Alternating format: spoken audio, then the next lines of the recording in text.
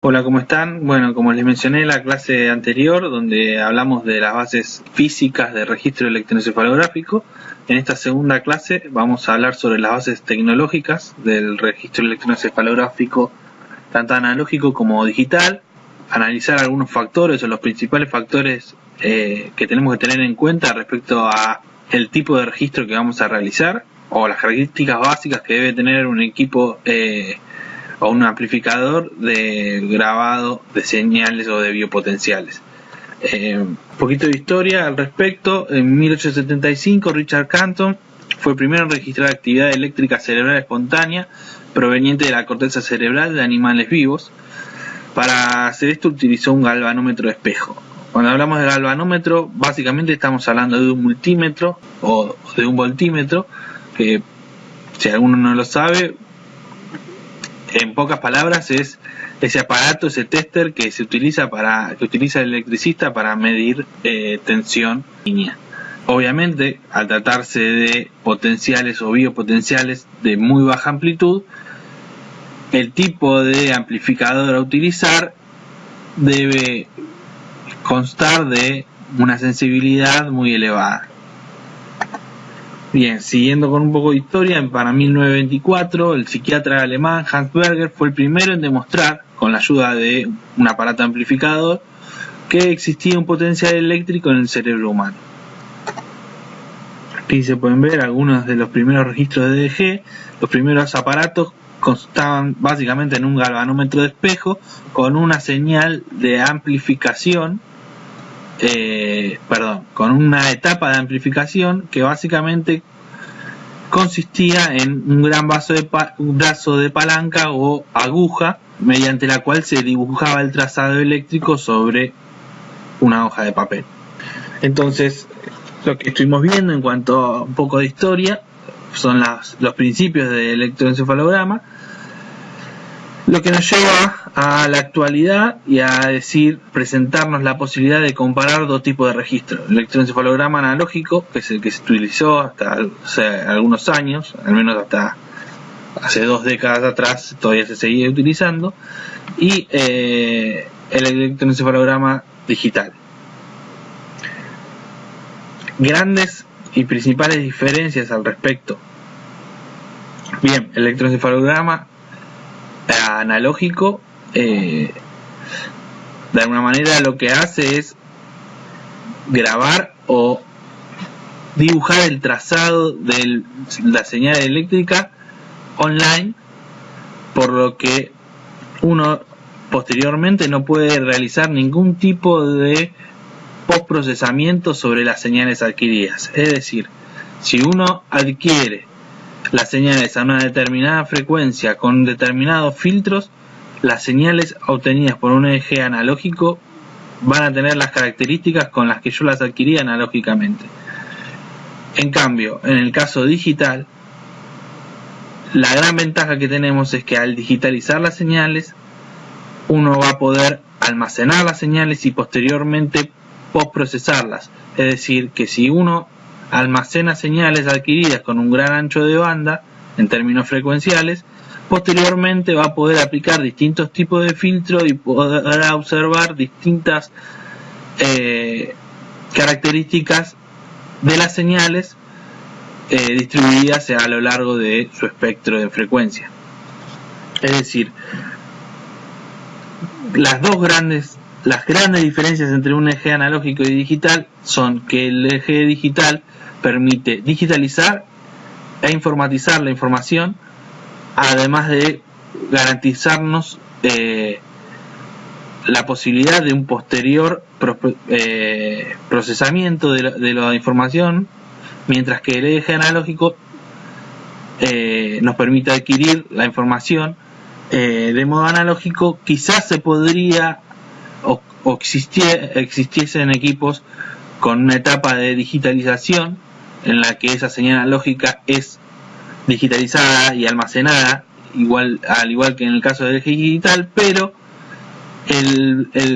la gran limitante es el ancho de banda con el que son adquiridas estas señales en los EEG analógicos. Digamos que una vez que la señal está adquirida no se la puede modificar mientras que en el eje digital sí se le pueden aplicar distintos procesamientos. Entonces, en la clase previa habíamos hablado de que los potenciales extracraneales que se miden en un eje de Scalp, por ejemplo, consiste en un potencial que de alguna manera representa la suma colectiva de cambios de potencial extracelular producidos por poblaciones de neuronas piramidales en la corteza cerebral, ¿no? En términos o en líneas generales, este tipo de señales van a tener una amplitud pico a pico de 50 microvolts aproximadamente, pero en casos de otros registros, como por ejemplo registros invasivos, estos potenciales pueden exceder los 200 microvolts. De vuelta, en cuanto a al espectro de frecuencias de estas señales, típicamente en aplicaciones clínicas vamos a andar entre los 0,5 y los 100 Hz o 100 ciclos por segundo, mientras que esto, digamos, sería el espectro aprovechable o el espectro donde podemos encontrar información de interés en un registro de Scalp. Realmente el espectro es todavía más acotado para lo que son los registros de Scalp, básicamente porque al tener que registrar a través de muchas capas de atenuación, como son el cráneo, por ejemplo, la relación señal-ruido entre los potenciales de interés y el ruido eléctrico más el ruido del resto del cerebro, sumadas a las capas de atenuación, hacen que en realidad las componentes de alta frecuencia no lleguen a ser percibibles en los estudios de Scalp o de electroencefalografía extracraneal extracraneal. En cambio, cuando hablemos de registros de actividad intracraneal, ya el espectro va a ser mucho más extenso, básicamente desde la continua hasta los 500 Hz o quizás más, en el caso de que querramos ver single unit o neuronas individuales. Y bueno, y esto básicamente es porque ¿qué es lo que va a pasar? Los electrodos van a estar muy cercanos, muy pegaditos a las fuentes, a los dipolos de actividad eléctrica, como explicamos en la clase pasada, y esto va a generar una buena relación señal-ruido, y sumado a que va a haber muy pocas capas de atenuación de la señal, esto nos va a permitir que el espectro audible para estos, o el espectro, se le podría decir espectro audible de estos electrodos intracraneales va a ser aún mayor. Es decir, vamos a poder diferenciar actividad de mucho mayor frecuencia con respecto a un eje de Scalp. Bien, entonces, ¿qué tenemos? Un diagrama básico de lo que sería un diagrama en bloque general de lo que consistiría un equipo de electroencefalografía. Como vemos, tenemos acá un sujeto, un jackbox, donde se conectarían los electrodos. De ahí se pasaría una etapa de amplificación, habría una etapa de una PC o computadora y obviamente una etapa de visualización. Ahora, para empezar, vamos a hablar de esta primera etapa, de la etapa no del jackbox en sí, sino de lo que nos permite escuchar esas señales, lo que nos permite registrar o medir esas señales. ¿Qué son esas cosas? Bueno, son electrodos, distintos tipos de electrodos. Entonces, vamos a centrarnos principalmente en hablar de algunas características de estos electrodos. Para el caso de registro de electroencefalografía de Scalp, generalmente se van a utilizar electrodos de copa. Estos electrodos de copa por lo general están hechos de plata y cloruro de plata, son aleaciones, ¿no? Típicamente el cable que une el electrodo de copa a la caja de conexión o jackbox debe ser un cable blindado para eliminar o no para eliminar, sino para proteger la señal registrada del ruido electromagnético producido por la línea de alimentación eléctrica. Bien, estos electrodos típicamente se ponen sobre la superficie del cuero cabelludo para generar una buena interfaz entre el electrodo y el cuero cabelludo. Se suele usar una pasta conductora que básicamente lo que hace es una pasta de un material muy conductor, que lo que permite es mantener una baja impedancia entre lo que es la piel y el electrodo de copa. Otros tipos de electrodos se utilizan con collodium para fijarlos. Y obviamente este conjunto que uno debe de colocar cuando pone los electrodos, lo que busca es lograr ciertas características para obtener justamente una buena señal. Estas características deseables es justamente que los electrodos o la combinación de interfaces pasta conductora más electrodo no sean polarizables al paso de corrientes. ¿Esto qué quiere decir? Que el paso de la corriente registrada no puede generar un almacenamiento de carga entre lo que es electrodo y cuero cabelludo, lo que implicaría, es decir, si se almacenan cargas cual si fuese un capacitor o una pila, esto implicaría un offset de continua producto de esa polarización. Entonces se busca justamente, poniendo una pasta muy conductora, eliminar este tipo de efectos. Bien, ahí acá lo nombramos. Hay que buscar un mínimo efecto batería entre la interfaz electrodo-electrolito. Obviamente es recomendable o casi exigible utilizar un solo tipo de electrodo, básicamente porque uno va a querer que todos sus electrodos tengan impedancias similares. Si no, un cambio en amplitud de potencial podría deberse a un cambio en la impedancia del electrodo. Impedancias típicas a utilizar que deben tener electrodos de copa. Bueno, ahora vamos a hablar de impedancias menores a 5 kΩ. Y obviamente se va a buscar o pretender que dicha impedancia se mantenga estable para diferentes frecuencias, al menos para el rango de frecuencias en el que vamos a querer realizar las mediciones. Acá lo que se puede observar en este esquema es el circuito equivalente, que representa la interfaz electrodo, gel conductor o pasta conductora y epidermis. Como pueden ver, el gel conductor se lo puede representar como simplemente como una resistencia, se lo supone un medio únicamente resistivo, mientras que el electrodo en sí es representado por un circuito RC, es decir, por una resistencia y un capacitor. No vamos a ahondar en detalles, pero esto básicamente implica que va a tener una respuesta en frecuencia, es decir, que no va a este sistema no va a medir siempre de la misma manera, independientemente de la frecuencia a la que se lo exponga. Y como pueden ver, la interfaz gel-epidermis es representada a su vez por otras fuentes de potencial y otros circuitos RC. No vamos a andar mucho en detalle porque no es el objetivo del curso. Bien, factores a tener en cuenta es que estos electrodos van a ser sensibles al ruido térmico, como cualquier tipo de electrodo, y este tipo de ruido obviamente puede afectar la relación señal-ruido.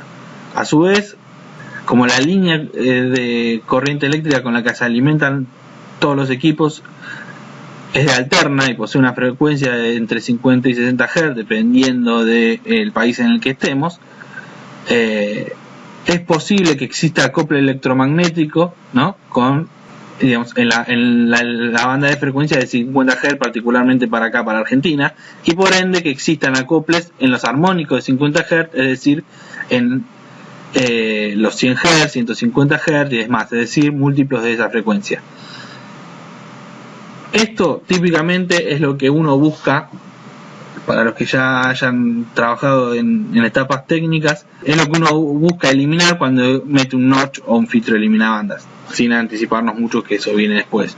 Bien, para nombrar otros tipos de electrodos que podemos observar, tenemos electrodos de aguja, Obviamente en estos casos aumenta mucho los electrodos tipo gorro generalmente se usan para mapeos de alta densidad, ¿no?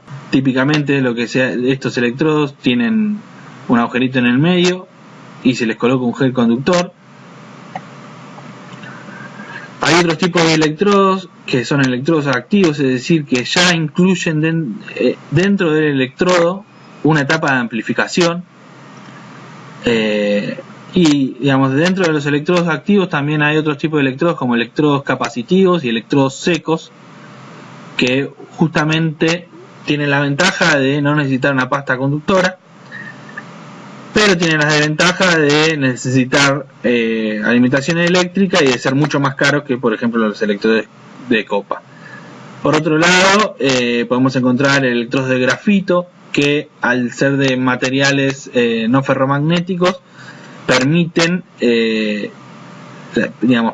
la aplicación permiten hacer un electroencefalograma dentro de un resonador, por ejemplo, y así combinar técnicas de resonancia magnética funcional con electroencefalografía. Y bien, a su vez también existen electrodos que permiten una medición de impedancia de los mismos. Básicamente esto implica que el equipo de electroencefalografía va a inyectar una pequeña corriente sobre esos electrodos y midiendo la diferencia potencial generada van a estimar la impedancia que tiene ese electrodo en ese momento. Otros tipos de electrodos, ya metiéndonos en los que son estudios invasivos, son por ejemplo las grillas o los strips. Típicamente acá tenemos strip, acá tenemos grilla colocada sobre el cerebro de un paciente. Los electrodos son estos puntitos blancos que se ven acá, típicamente son de platino, y estas grillas tienen una especie de material adhesivo que nos permite colocarlas sobre la sustancia gris. Esto es lo que se conoce como electrocorticografía, muy utilizado para mapeo de zonas elocuentes, como por ejemplo mapeo de zonas motoras, y también muy utilizado para cirugías donde justamente se requiere un mapeo de funciones motoras, por ejemplo, o de zonas elocuentes como el habla, y es necesario realizar registros dentro del quirófano. Y por otro lado hay otro tipo de electrodos que son estas cánulas o electrodos profundos, donde se puede observar que dependiendo del tipo de electrodo va a haber entre 8 y 10 contactos, que son los electrodos que se utilizan para lo que se conoce como estereoelectroencefalografía, que básicamente consiste en insertar cada una de esas cánulas en distintos reparos anatómicos y obtener un potencial de campo intracraneal,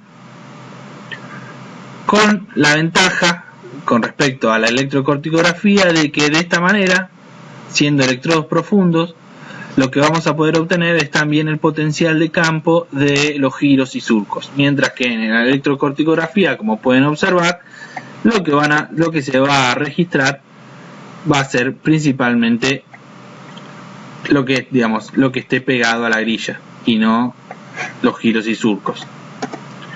Bien, como esta clase es bastante extensa, lo que vamos a hacer es un pequeño break y luego continuamos con las otras características de los equipos de electroencefalografía digital.